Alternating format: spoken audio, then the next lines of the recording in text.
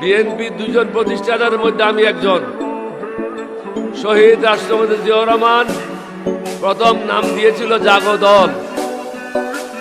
আমি ওনাকে বললাম জাগো দল মানুষ খাবে না, এটার নাম দেন বাংলাদেশ জাতীয়তাবাদী দল, বিএনপি। এটা ডকুমেন্ট আমার কাছে আছে। আগে যে দুটা কথা বললাম সেটারও ডকুমেন্ট আছে।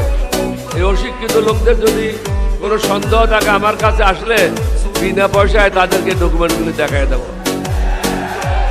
আমি কেন চলে আসলাম নিজের হাতে গড়া পার্টিকে ছেড়ে? দেখলাম জিয়াউর রহমানের বিএনপি নাই।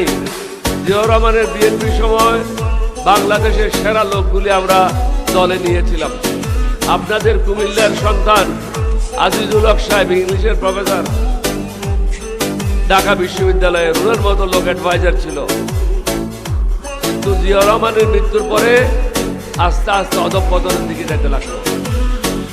বেগম জিয়ার সময় এসে আমরা কিছু থামাইয়ে দিলাম, কিন্তু 2001 সালের পরের থেকে এই দলটি দুর্নীতিবাদ ব্যবসায়ীদের হাতে চলে যায়, সন্ত্রাসীদের হাতে চলে যায়, অশিক্ষিত লোকদের হাতে চলে যায় এবং ঋণ খেলাপিদের হাতে চলে যায়।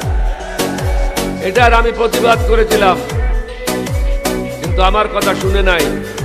তখন আমি চিন্তা করলাম আমার কথা যখন শুনে নাই আমাকে বিদায় নিতে হবে। আমি তখন পৃথিবীর ইতিহাসে হয় নাই সাবেক রাষ্ট্রপতি, সাবেক স্পিকার, 6 জন মন্ত্রী, প্রায় 24 জন এমপি, পৃথিবীতে কোনোখানে হয় না এরকম ঘটনা। তাদেরকে নিয়ে বিএনপির বিরুদ্ধে আমরা বিদ্রোহ করে নতুন দল গঠন করেছিলাম। আমাকে মারার জন্য আমার ঘরে 6 জন অস্ত্রধারী লোক আসছিল। আল্লাহর মেহেরবানি, নবীজির দয়া, আমাকে হত্যা করতে পারে নাই। আমার লাইফের উপরে এই যাবৎ 6 বার অ্যাটেম্প নেওয়া হয়েছে, কিন্তু কুত্তাদের গুলিতে আমি কখনো মরব না।